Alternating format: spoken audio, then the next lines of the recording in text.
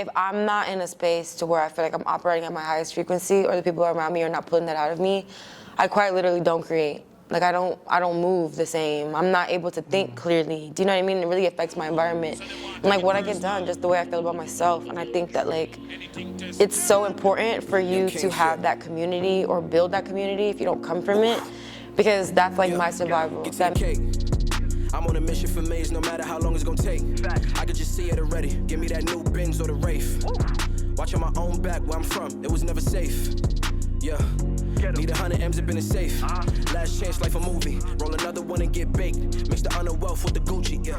What's going on, everybody? Welcome to another episode of Between the Lines podcast. Markese checking in.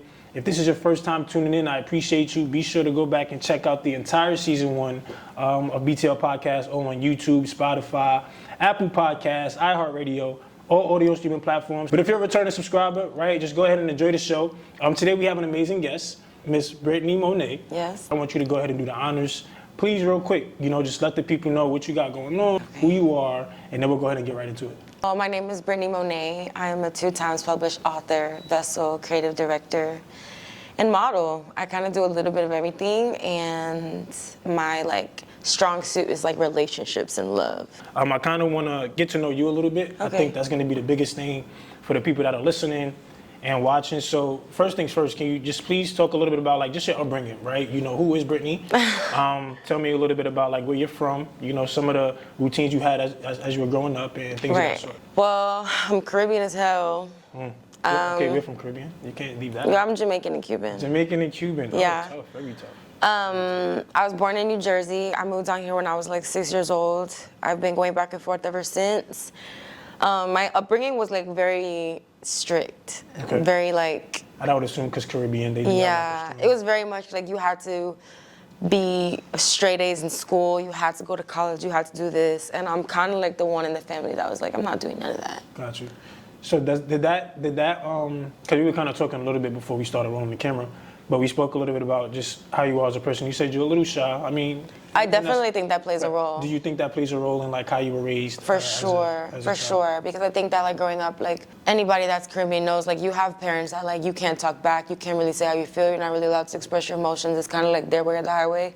So that does create a timid personality or a people-pleasing personality, to where you overthink everything and right. you don't get to develop your sense of self. I feel like I could have developed my sense of self better. Whereas now I'm finding myself now as what my parents considered a rebel. Now I'm doing what I want. Now I'm saying what I want. Now I'm you know what I mean? I'm doing everything on my own. But I definitely think it plays into a role of being shy, because it's I never really had that confidence to just be this is what I'm doing. Yeah. Do you have siblings? I do. I have an older brother. I have an older brother. So just y'all two? It's just us. So what was that relationship between, you and your brother? I think growing up, we just didn't have much of a close relationship because we are 17 years apart. So it's hard for us to really connect on a lot of things. We were semi-close, but we weren't besties. Do you know what I mean? And also my brother is very much do his own thing, super in the streets. I'm more the timid one. He was the one that bucked. But, throughout the years, he was the one who also gave me the confidence to be yo, that's just how our parents are. That's how it's going to be. Either you sink or you swim. You choose your fate. You can't let them get in your head. But I'm also more emotional. That's just my DNA. I'm very much the, crybaby. I can cry at a 12-second commercial. Yeah. So I want to go back to something real quick, because you were talking, it goes back to the shyness.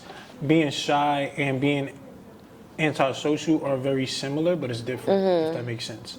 So you're shy, but I still don't believe you're antisocial. I think that's what I was trying to say. You're not don't mind antisocial. You don't mind talking to people. But when it comes to the shyness, do you ever feel that kind of prevents you from certain opportunities or things and stuff like that? I could be rich right now if I wasn't shy. I'm so creative, and I have so many different attributes in me about things that I can do or things that I'm working on, or just being creative, period. That is my energy. But also that I'm do they care? Is it fly enough? Should I put it out? That overthinking. And I think that's the biggest lesson that I'm going to be moving forward with in 2023 is start before you're ready. You're never going to be ready.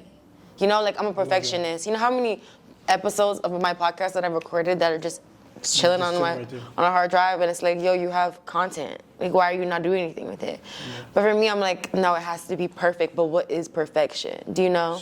So what are some, like, if you have any, what do you do? Like, what are some habits or tendencies or things that you do to try to act on those stuff that you got going on? You know what I mean? Like, just on a Booking day-to-day. things. Okay. Even if I'm not like, I feel like I don't have the potential. Like, I don't belong in that room. I book it anyways. And then I just go there, and before I go in, I just pray. And I'm like, God, like, obviously I'm here because I'm supposed to be here. Right. So like, with God by my side, there should be no reason for me to fail. So another thing is that you're very faithful. Very faithful. Very faithful. Very faithful. And that comes from your family as well, just upbringing. For sure, for sure. Believing in something. Like, we weren't really like the churchgoers or like super strict on like what you believed in, but you had to believe in something. Yeah. So when did you have your, just kind of hearing like how you just matriculated from, you know, your parent, like your family Right. being strict to, you know, you obviously becoming your own woman and doing the things Right. that you wanted to do. Obviously there had to be a pivot in there somewhere where you was just like, you know what, it's time for me to actually, you know, just start doing what I actually want to do. Like What things you that I want to feel do. like are Right, purposeful. 1,000%. So what moment was that for you? Like at what point, whether it was your youth years or whether it was recent, at what point did you have that aha moment? Like, okay, this is me, this is who I am, this is what I'm going to do. Let me just go ahead and act on it. Okay, so 2 times. When I was 15, my mom went through like a mad spiritual, whatever you want to call it, whatever you believe in. She went through something crazy, which was like altered my entire world and like how I perceive life. Like that's when I got spiritual. At 15, that's when I started like reading self-help Like getting more books and serious like, about yeah, the getting more serious about like what is life, what's our purpose, like what's the concept of this life, like what is my vessel, and like what does energy means, like what is frequency. Does that make sense? Because where she went from, like from being completely normal to just like not even here mentally, and like if we go to like the doctors, they was very like scientific about it, like schizophrenia, bipolar disorder, but you could tell she was going through like a spiritual warfare, like something was happening in the spiritual world for her. That's between her and God. I don't know, still to this day I can't give you an answer. But it woke me up and it was like, all right, like this is crazy. Like you can actually manipulate energy in this lifetime. Like there's so many things that's happening that I can't see.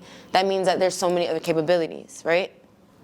And then when I got to college, it was my freshman year, and I've always been good in school, Georgia State. Georgia State, okay. And I've always been good in school. Like, me learning is not a problem. I have like a very photographic memory, so like I'm always able to just like remember if I color code something, I can remember that. And like I'm good at test taking, I'm good at all that stuff.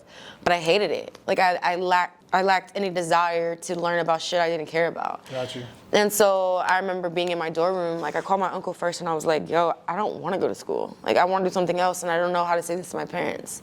And they were pissed, like they were So you angry. didn't finish? I didn't. You didn't finish, okay. I dropped out, and that was like the start of me like saying nah. Cause even then, I still had a curfew of like 10 p.m. till I was 21. Yeah. Like my parents were not playing with me, but it got to the point where I was just like, you know what, like even if I do got a curfew, I'm gonna lie. Do you know? Like you got to the point where you're just like I was bucking, and it was more so like not taking advantage of my parents, but I knew that my parents would never like forsake me or leave me or like not be there for me. Like that's just not how my family is. Like we're super Caribbean. Like family comes before anything. So it was one of those things where like I had to just take a leap of faith on myself. Yeah. Having said that, I feel like there were some some decisions you had to make, you know, up until this point that were probably complicated for you. For sure. Whether it was just like lying to your parents, like you said, or just little stuff. Lying on your parents, getting in trouble. I ain't never lied and not got in trouble or caught. What were some of the hardest decisions that you made in your life up until this point that you feel like that helped you though get to where you are today? If that makes Saying sense. no. Saying no. Okay, great. Saying no. I think that when you grow up in an environment like that, you become to be like a people pleaser. Like it's almost like you just want somebody to be proud of you, be happy. Like so. Whatever you wanted to hear, whatever I felt like they needed is what I gave them rather than just being authentically who I was. Yeah. And I think like a part of me saying no and being like, you know, I'm gonna stand in this and like whatever's meant to stay with me, rocks with me, whatever. Like I had to be comfortable with being uncomfortable. Like I had to be comfortable with being like no and you being mad at me for weeks and we not talking. Cause I'm not that kind of person. I'm not that kind of person that like, you know, likes confrontation or like tension or like negative energy at all. Yeah. I always want to be on the same page. So for me, it was like, I don't care if you're mad. Yeah. Say no. I kind of want to pivot now to, since you're talking a lot about like just vibrational environmental stuff. People say all the time that, you know, based on your environment, you know, you're going to end up doing certain things, which I think is true. But ultimately, I think it's also the decisions that you that you choose to make. At For the end of the day, facts. you know, I made plenty of decisions where I could have been a victim because of what I've experienced, but I Right. decided to say no to certain things. Right. Like you said. So for you, how were you able, like, how was your environment conducive to the success that you have today? Well, you know, to where you are today personally, because you seem like you're very big on being around the right people. You seem like you're very big on just the type of energy that you surround yourself with, Yeah. because obviously it's very contagious. So how important is that for you to get yourself out of those situations, to be able to go ahead and do whatever it is that your mind is put on? I'm super, super big on it because health is wealth. And like, I mean that in all sense, your mental health, your physical health, all of that, that's your health. Like that's your wealth. So like, if I'm not in a space to where I feel like I'm operating at my highest frequency, or the people around me are not pulling that out of me, I quite literally don't create. Like I don't move the same. I'm not able to think clearly. Do you know what I mean? It really affects my environment. And like what I get done, just the way I feel about myself. And I think that like, it's so important for you to have that community or build that community if you don't come from it, because that's like my survival, if that makes sense. Like they feed me. Like if I'm always pouring out into stuff, I'm always creating, I'm always giving love, like who fills me back up? And yeah, it's like I'm forever abundant because I believe that my source comes from God. Like the main source of everything comes from God, but like God speaks through people. Like he's gonna put these people in your life for these reasons, right? So like all my friends, the community that I made, that's just little particles of God. Like, do you know what I'm saying? So like, that's what I try to do. Like, you got to see God in everything. Has there ever been situations up until this point where you've been challenged to do certain things because of people, right? Like, what was one of the crazy? What do you mean by that? Like, What do you mean by that? Like, have there ever been experiences where, like, you've obviously, you know, your environment is conducive to your success, but has there been moments where you just couldn't get out of certain situations? Like, For sure. you want to get away from certain people, a certain place. sure. Like, can you tell us about a situation where you had to get out of one, but how did you overcome that? Like, what did you do to really put yourself in position? For sure. I definitely think, like, with relationships, right? Okay. Like, I am one of those people that, like, I will work through anything. Like, there's not a lot of things you can, like, as long as you're human and you're honest, there's nothing that you could throw at me that I'm not receptive to or I can't learn or overcome. But I also think it gets to a point of, like, knowing yourself and knowing your limits. Okay. Like, I have boundaries now that I didn't have before. Like, and I think also it just comes from a place of, like, do I want to, like, I have to look at it from a terms of, like, do I want to be here in the next couple months? Like, people want to think long term, like, do I want to be here in 2 years? Do I want to be here in a month? Like, is this going to feel good in 2 weeks? Like, and I know that, like, you can't base everything off of that, like, your feelings. Like, you have to be a little bit, like, a balance. Everything in life is a balance. But also, when you start to, like, really focus on your relationship with God and, like, go within, you start strengthening your intuition to where you know when your time's up. Do you know what I'm saying? Like, don't go past your time. Serve your purpose. I believe everybody has a role to play in this world, but know when to pivot. Like, I'm going to serve my purpose. I'm going to do my best. I'm always going to show up and do that. And then whenever I feel like my best is not aligning with whatever's in front of me, then I'm allowed to pivot. I give myself the permission to pivot. I give myself that permission to be like, this no longer resonates. And that doesn't mean it's wrong or it's bad. I think we used to have a problem with feeling like, if I give up or if I walk away, you're gonna hate me, like I'm a bad person, like I failed you. But it's also like, now I'm more afraid of failing myself than I'm afraid of failing other people. Does that make sense? Yeah, like, I'm more so like, what do you want in this lifetime? Because nobody's gonna give it to you. Like, that's like the hard truth. Like, if you want something, you have to kind of quite literally get it out the mud, like, no matter what it is. Was it something that made you, obviously, like, what? Yeah, reaching my limits. Okay, reaching my people limits. or just things, like, in general? People. I think people be okay. pushing buttons. Like, I'm a real sweet person, but I'm also very much like, I said I'm emotional, and I'm very like, my dad raised me to be very big on like vibes and energy, so I always know what's going on. Gotcha. Like, I choose to be the person to ignore the red flags. I'd be like, you know what I'm saying? I could fix it. Yeah. I could heal it. I can't do it. Word. That is not my job. So I think now it's like getting to that point where it's like saying that's not my job. That's on you to figure that out. It's between you and God. So let's get on the topic now, since we kind of got on it. Love, right? We all love. We all love you know, relationships and marriages, whatever the case may be. So let's talk about love. So first, before we get to, you wrote a couple of books. Right. You wrote 2 books. What's your take on love? Like, what do you love about love? Like, why are you so big love on love. Yeah, so like what? I think it's the closest thing we have to magic. 1,000%. It's the closest thing we have to magic. Love is like a form of alchemy. Like, you can love somebody. Love is a form of what? An alchemy. Oh, okay. All right. Yeah, like, it's one of the strongest forces that we have. Like, anything that you build on the foundation of love is going to last. I truly believe that. And, like, I mean genuine love. Like, love is not like a thing. It's not something you can really encompass. It's like an energy. Like, it's also a verb. Like, it's not just saying, like, I love this. Like, you have to actively wake up every day and choose to love something. And I think that, like, when you have that sense of love, like when people are loving, it's in their energies and what they attract. It's like what you like put out is what you're gonna get back, right? And if you're talking about frequencies, like love is one of the highest forms of frequency. So that for me, it's like an energy thing. Like I'm gonna try to always be at my highest self, my highest frequency. And like, you ever been in love or been around love or like get to witness love, it makes you automatically happy. Like it's an energy that you kind of can't even like deny. Like magic, like we can literally turn something out of nothing. Like I think with that being said, you have to be sacred with it. I'm a big person on like things that are sacred. And because we have so much like of a lack of love, I feel like it's important to hold that at the highest height. Do you know what I'm saying? Like bring yourself up to that level. Keep that as your standard. Like if your standard is high, you'll always resonate. And then it's like we're talking about like energies. What are we gonna attract? What are you gonna align with? Like I don't believe in you attracting anything that you're not. Do you know what I'm saying? So even the relationships that like we're in that were negative or bad, I can blame them all day, but there's a reason I attracted you. There's a reason why we even be able to have a relationship and resonate on that level, however deep you may have gotten. Do you know what I'm saying? And in those moments where I attract things that aren't of love, it makes me realize that like, okay, you weren't really loving yourself that much. And that looks like being honest with yourself. That looks like being disciplined, keeping your word to yourself. Like, there's just so many forms of like positive things that are actually good or like hold weight that I feel like stem from love. And love is universal. Yeah. So where are you now, like in terms of love? Like, are you? I'm chilling. You chilling? I ain't doing that shit no more. Let me stop. No, I think that like I'm in the terms of like growing and like evolving and figuring out what love means to me and what it looks like for me, because it doesn't look like the same thing for everybody.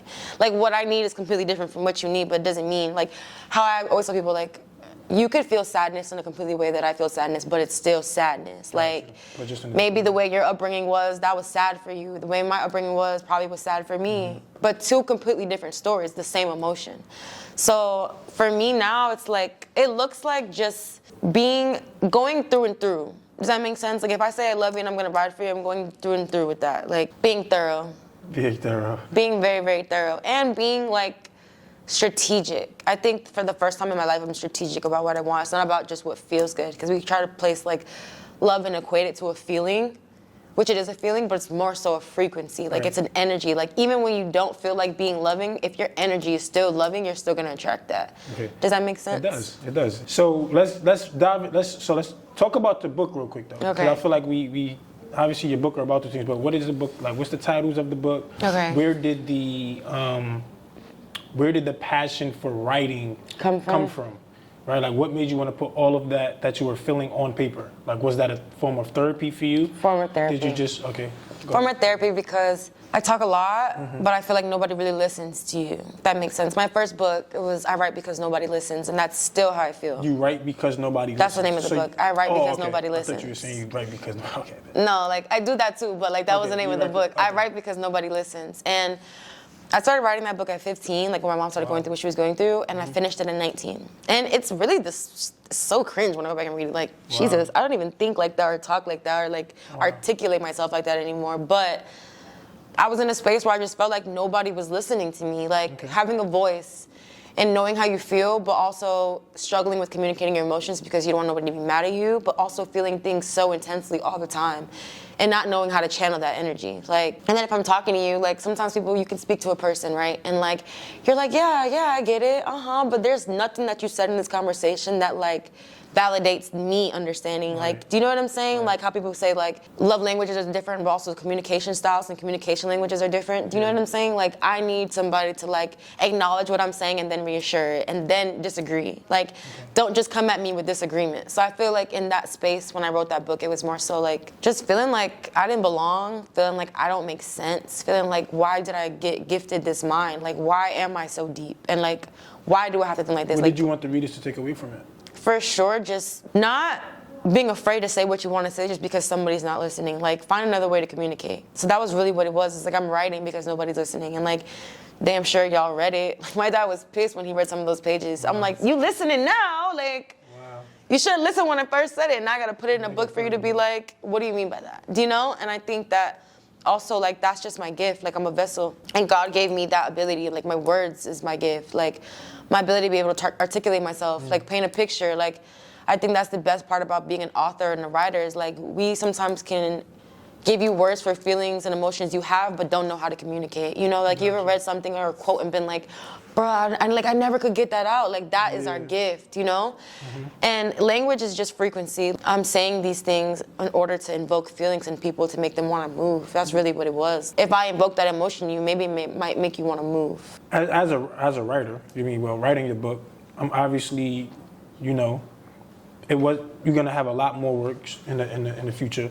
But having wrote the books and having that experience, you know, after writing it, at what point did you learn that language had power, right? Because for you to want to just take all of what you felt and put it on paper, obviously you felt like your words mean something, right? So at what point did you realize that, whether it was relationships, love, business, just in general, like, how important is it in knowing that, like, what you speak is powerful, right? Like, the things that you talk about, the things that you say, the things that you put into the air, it actually holds weight. And I mean, of course, it could be in a book or whatever, but the things that you say actually mean something. So at what point did you really realize, like, damn, I'm gonna actually use my voice for the masses, you know? Does that make sense?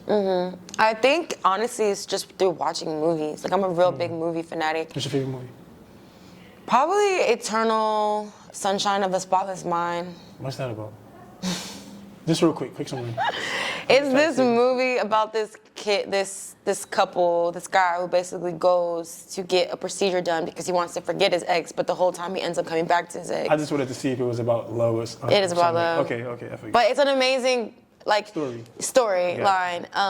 But I just think that, like, I can cry, like I told you, like, off camera. I could cry at, like, a 12-second commercial. Emotions, words that can really invoke emotions in me and, like, pull something out of me. And, like, the fact that I could, like, sit there, and even though somebody wasn't, like, writing anything, but they were still using their words to communicate, and, like, you could feel that through a screen, it was like, dang, like, what we say. And, like, have you ever been in a room with somebody and it feels like there's all these people in the room, but, like, we're here having this conversation and it's like there's nobody in the room. And it's like everything that they're saying is like, damn, it's hitting me. What? Yeah. Like, that's hitting me. You know what I'm saying? Like, I'm gonna write that down. Like, nah, that was mad pivotal. And, like, I feel like those are the part of, like, planting seeds. I think that writing is about planting seeds. Speaking language is about planting seeds. Words can have so many different emotions and feelings, just like the B word. If you tell a girl she a bad one, she gonna be like, yeah, I'm with it. But if you just call her out her name like that, she gonna be pissed about it.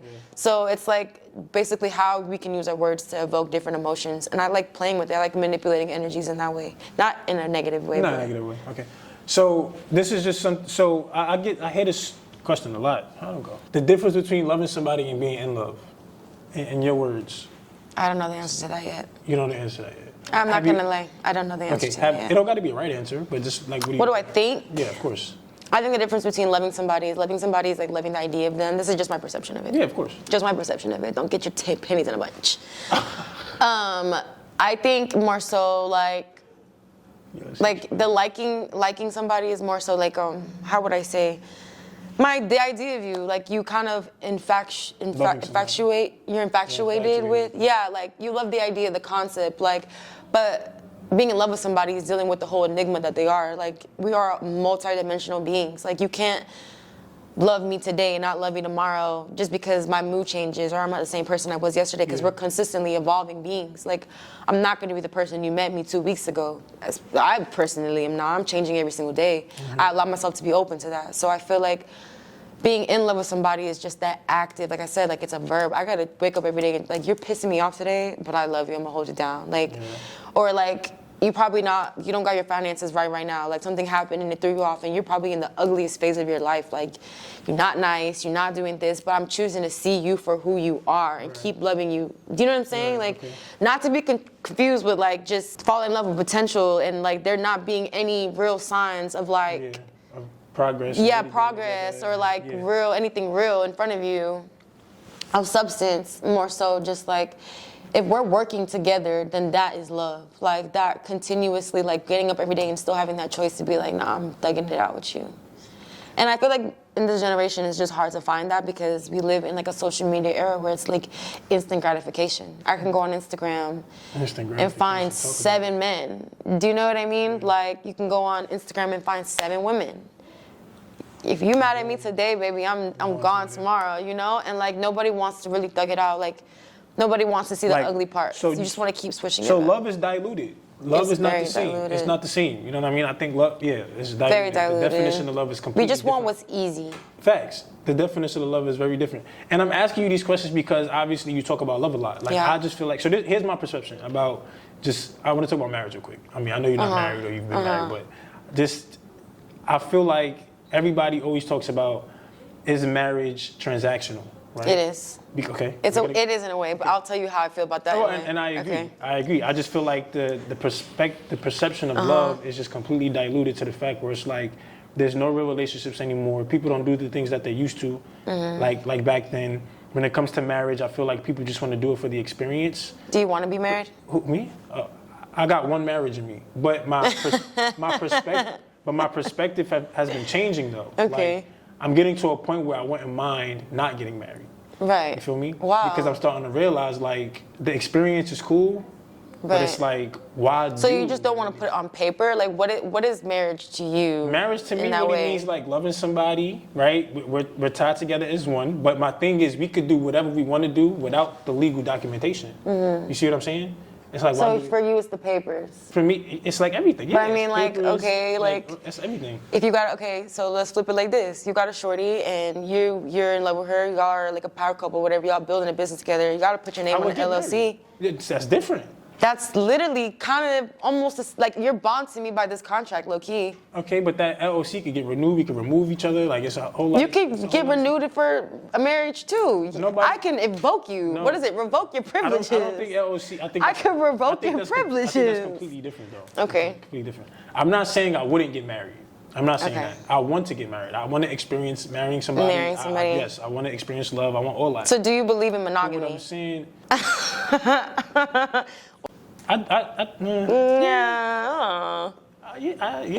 To an extent. To an extent. To an extent. What makes you not believe in monogamy? Do you believe that you could have multiple relationships at once?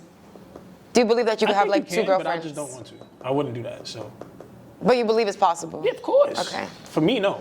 For you, no. I wouldn't want that. At least you're self-aware. It's possible for me to do that, but I would never do that because it's like it's no point. You know what I'm saying? I wouldn't do that. But why do you feel like people? And this is just like picking your brain. This is great. I like why do you feel like people choose polyamory? Like, do you really feel like they have the capacity to love multiple people like that, or do you feel like I feel like it's traditional in terms of like how where your family come from, you know, your heritage. But what about like the people that are not born in those traditions now that want to be? It's possible. I feel like that's the type of lifestyle a lot of people want nowadays. To be honest, nobody wants true love no more. I don't want that. God, please wait for me. I don't want that, but at the end of the day, that's just what people want. People think that it's cool to have multiple relationships, multiple wives, especially after seeing all of these celebrities do it. Yeah. That's all they're seeing every day. Nobody cares about like actually doing the love of doing the work. But I also think it's like knowing yourself also and like not being heavily influenced. Because what I want is what I want, and I'm gonna stand 10 toes down on that no matter Okay, so I'm actually anybody's doing anything around me. You want to get married? I do want to get married. You want to get married? Okay, so I want a big family. Okay, so tell us why you feel like marriage is traditional. Not traditional, transactional. Why do I feel like marriage is transactional? You said that, yes. You said yes when I asked.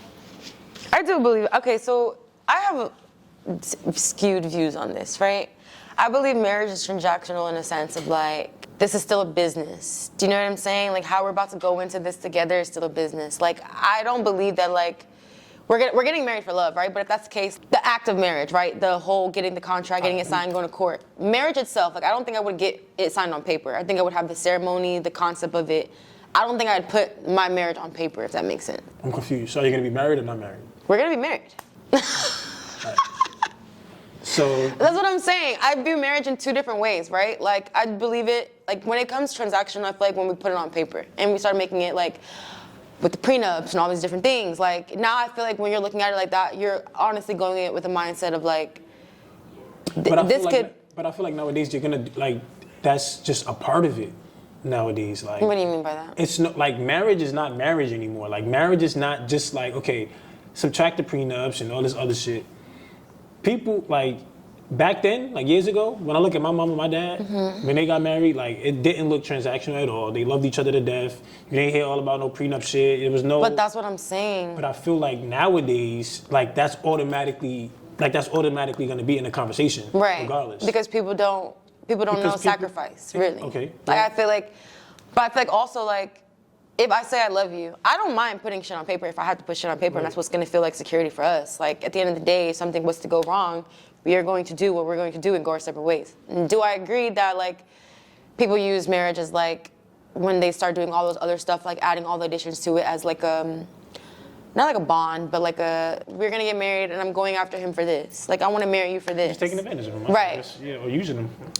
But the concept of marriage is like you said, like back to where our parents were, like what it started from is like I want to spend the rest of my life with you. Like I believe that you're the only person for me. You're my life partner, my person, or whatever.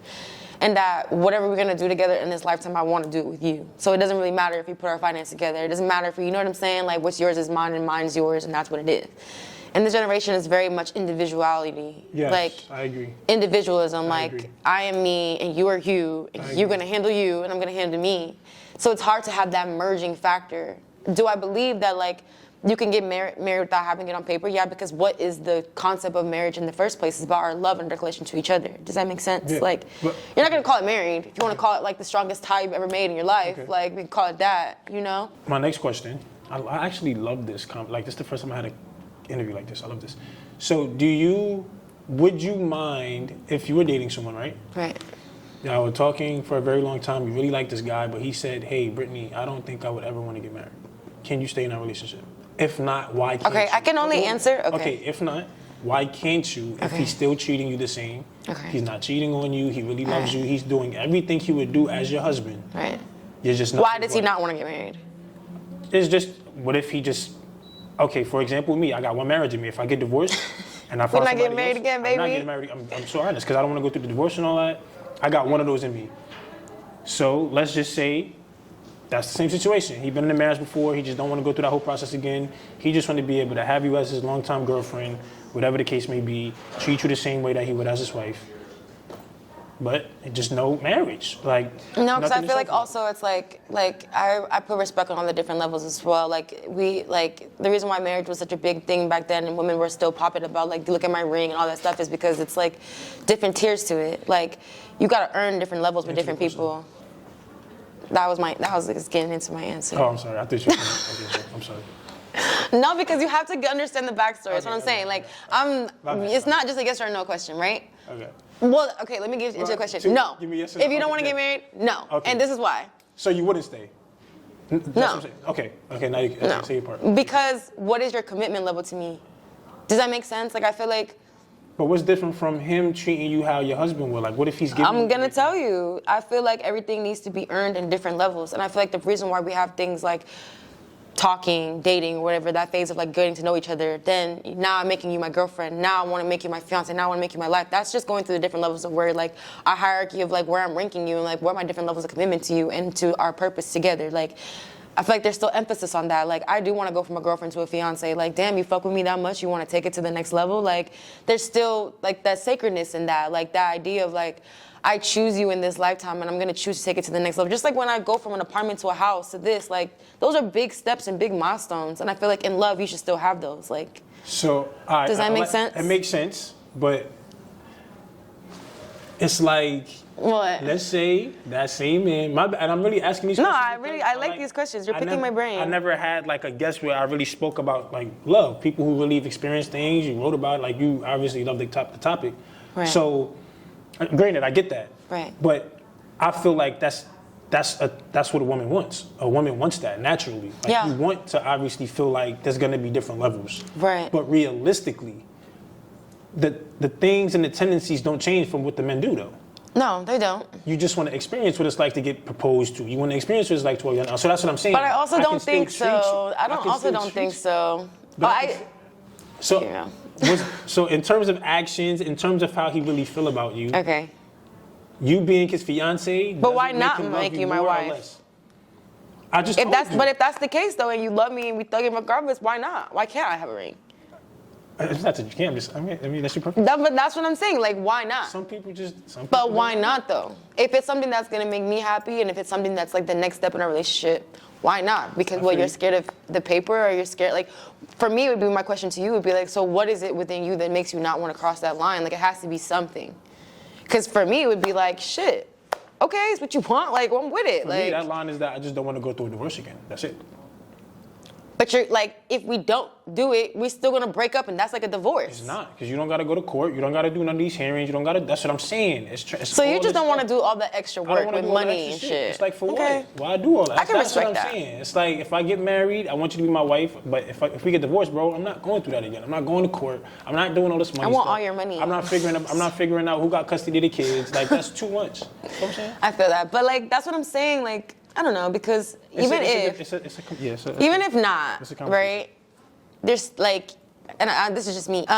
So like, even if there wasn't a marriage, even if not, I feel like there would still be something that I'm gonna have to hold you accountable to something else. Like, especially if we're having children together. Like, when we get to that point where we're having kids together, there's gonna have to be certain things intact where it's like, if you don't end up your end of the bargain, you gotta be held accountable for something. Like, I'm not saying I'm gonna take all your bread, but like, of course, yeah. Just like how a person has like non-verbal contracts, like my non-negotiables, these are my non-negotiables. Like, so your non-negotiable is just no lying, no cheating, don't be stupid. Let me stop. No, I'm just joking. My non-negotiables are just like whatever, not even whatever you wouldn't want me to do to you, don't do to me, but like there's just certain things and certain ways that we're not gonna act if we decide that we're gonna be committed to each other. Like, there's just certain things that are off the table. Okay. I'm not dealing with cheating. We're not cheating. Like, that's just not something that I'm dealing with. I'm not dealing with lying because there's no reason to lie. Like, if at any point you can't be your whole high, like, and I feel like that's also what it is. Like, we're not gonna be perfect as human beings, but you need to be vibrating at your highest frequency at all times. That's what I require from you. That's a non-negotiable. Okay. So like, you lying, you manipulating, you acting, like, those are not you operating at your highest frequency. Do you know what I'm saying? And if there's things that we need to figure out before we get to certain levels, we need to address those things because you gotta face yourself before you can face me, if that makes sense. Okay. So like, where do you wanna do with this? And where do you wanna go? And if not marriage, what are your plans for us long term? Got you. Because you're not gonna have me in a specific, and it's also security, like you said, like, you're not gonna have me in a crib, we have things together, and now that you decide you wanna wake up every day and be mad, everything that we built together, you know what I'm saying? Like, there's tricky lines with it too. Like, I don't know. Like, I get what you're trying to say. It's just like that marriage and just having stuff. It just makes it just that little bit of security. Because then it's like also like, what is your fear in that commitment if you say you love me? I got you. Because it's like he could just do whatever he wants realistically because y'all not necessarily. That's like, and it's like if the roles were flipped and I would do some wild, crazy ass shit and like, I don't know, you came home and there was men in the house, whatever, like. You can't take me to court, baby, about nothing. Like, you're just gonna have to cry about it. And I'm not saying that, like, that's not something that's, like, valid. Like, we should be able to have these conversations. We shouldn't be moving at that period. But it's also, like, what are we holding accountable to? If it's not marriage license, then is it gonna be God at the altar? Like, do we have a contract with God? Like, it has to be something that we're holding ourselves accountable to. And now I'm just asking you this as a woman. Again, obviously, I want you to use your experiences, just everything, just your knowledge on the topic. What are some of the biggest, for you personally, this is not nobody, this is just your opinion, whatever you think. What are some of the biggest misconceptions about love, though, if that makes sense? You know what I'm saying? I feel like love is a very general topic. That it's enough. But in this case, yeah, just like, what are some of the biggest misconceptions? Love is not enough. Love is not enough, okay. Love is not enough. Give us like, it's not enough to just be like, I love you. That doesn't keep a relationship going. Okay. Like, you gotta trust a person too. You also gotta feel safe with the person. You gotta feel secure. Like, there's so many other things that go into love. Like we said, like, you love people that you're not with right now. Like, I can have love for you. I love the idea of you, the concept of you. I love you as a person. But loving somebody for real is not, like, it's way deeper than that. Because with that comes the trust, the communication, the understanding. Do you know what I'm saying? The vulnerability, the transparency. Like, that all ties into those different branches. So, like, that's like the biggest misconception is like, you could just love somebody and that's enough. That's not enough. Because I could love you and I kind of hate you at the same time. Right. You know what I mean? Has love ever made you make a decision that, I mean, obviously it probably has, but has it forced you to make certain decisions that you, I wouldn't say regret, but that you wish you can go back and change? Oh my God, yes. Yes, 1,000%. Love has made me do stupid shit. Love has made me stay in places that I no longer belonged in or have outgrown for a long time.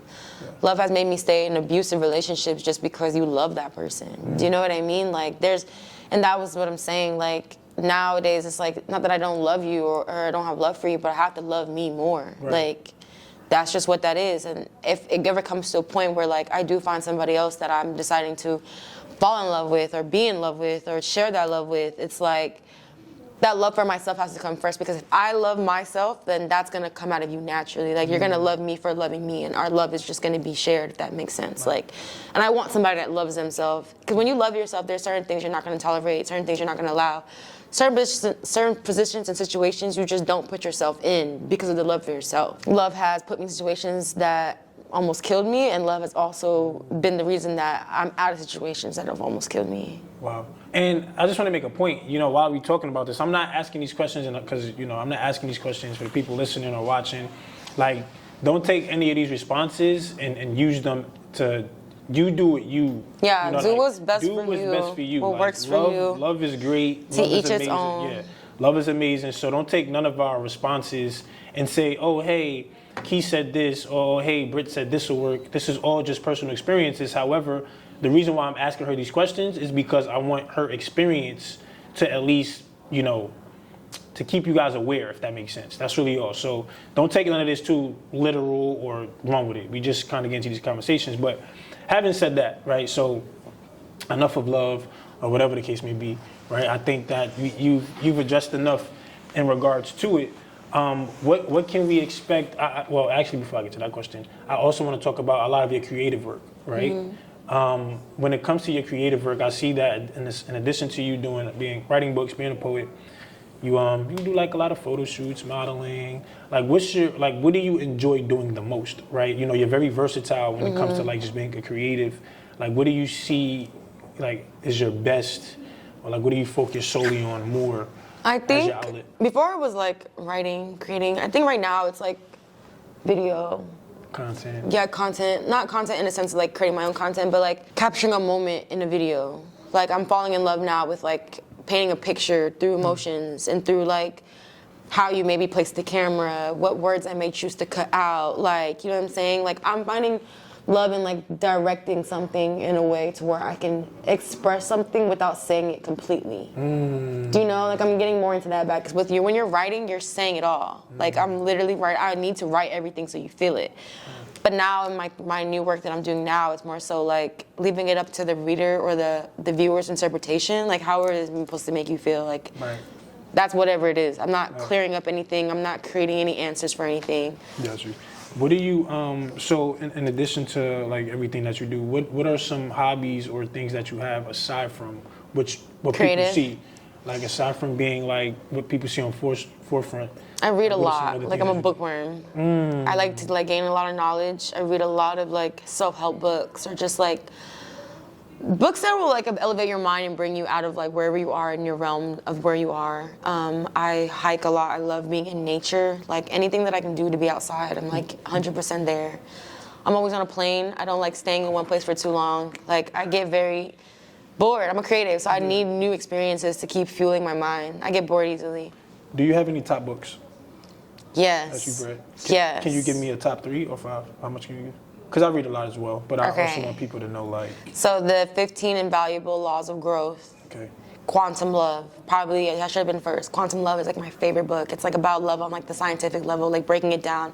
How to channel your energy with people, how to speak without speaking, like how to basically like do telepathy, like all that shit is real. If you tap into energy, you could do whatever. Like, we are alchemists. You're an alchemist. You could do whatever you put your mind to. He's like, yeah, you're talking to you.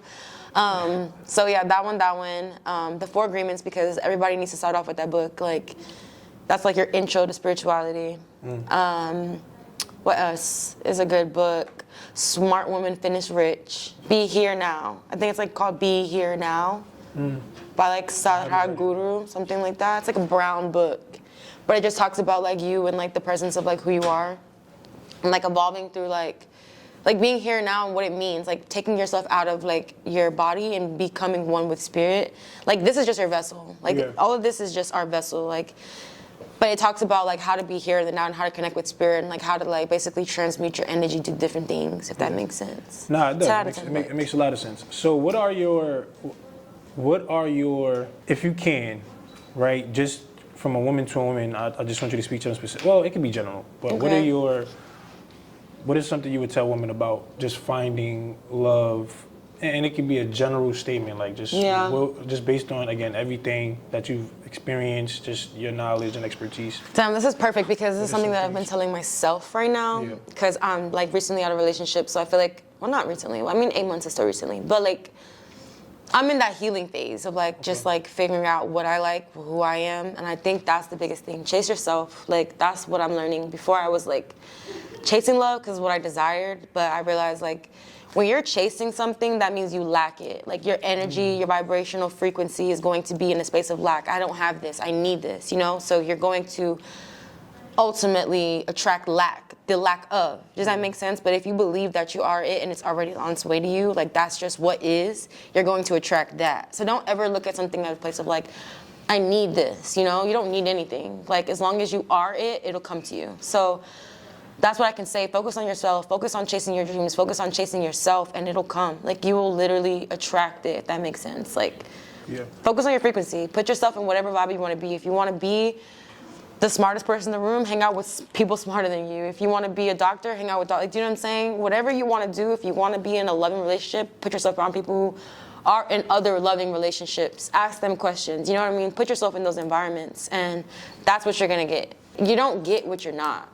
You don't get what you're not. No. I felt that. Okay. So if you're attracting people that are not what you want, you're not what you want yet. I like that. And that's just me being real. Tough. All right, so just thinking back through 2022, just give me, how was 2022 for you? Going into the new year. Okay. Rapid fire? Are we in the hot seat? Let me stop. No, I mean, you can be, but it's, seriously though, like how would you sum up your 2022? This is coming out in 2023, by the way, but how was your 2022? Transformative. For sure. I died and was reborn a lot of times, like spiritually. Not like I died and came back to life. Like, okay. I mean, I could do that too, but I just feel like when it comes to like this year, it taught me like you're able to pivot, like you're able to say no, like you're never stuck nowhere. Like you have a choice. Everything's a choice, and like. In moments where I felt like I don't know what I'm doing. Like, that's the thing, you're never gonna know what you're doing. You gotta do what makes sense to you and what feels right. And trust that if you're in alignment with something, if you're in alignment with a higher being, like, it'll come to you. Just put your intentions out, like, set your intentions. And I think that, like, this year really showed me that, like, you can pivot. Like, nothing is permanent. Do you know what I mean? Even when it feels like I'm gonna go through this forever, it's like, I quite literally healed the day I chose to heal. It was that simple. I'm like, this is not who I am anymore. I don't resonate with that, and it changed. Got you. Do you know? Yeah, for sure. Transformative is what 2022 has taught you. So now heading into 2023, what can we expect from Brittany? Blossoming. What's your word for 2023? 2022, I feel like was planting the seeds, and like 2023 is definitely going to be like reaping the 1,000%, like blossoming, blooming into whatever I desire. Like, it's not about setting your intentions, it's about also like following it up. That's all manifestation is. You set your intentions and you do the work. So I think that is what 2023 is. It's just doing the work. Yeah. How important is understanding, like I like how you said that, like just doing the work, and I just want to ask this question from you specifically. Like when it comes to, you knowing what you want to do, how important is it to actually not just say things and manifest things, but actually do something to support that, right? I feel like a lot of times people like to say manifest, or they say, okay, well, next year, is my manifestation year, but there's no actions that's kind of backing that up. You know what I mean? How important was that for you in your life to be able to get out of, or to get where you were today? So I'm gonna bring this back full circle. Yes. Like the first question you asked me in the interview, and I don't forget what you asked me, but my answer was, start before you're ready.